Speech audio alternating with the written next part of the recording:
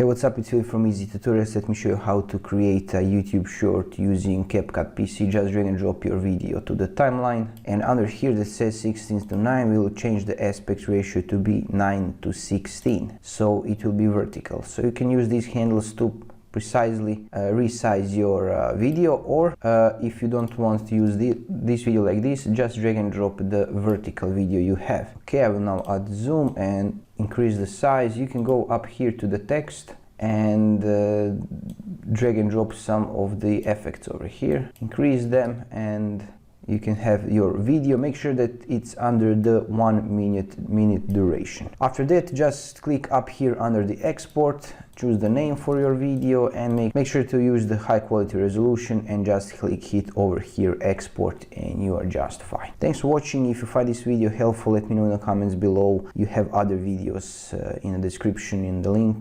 so if you want to learn more, check it out. Thanks for watching. Bye bye.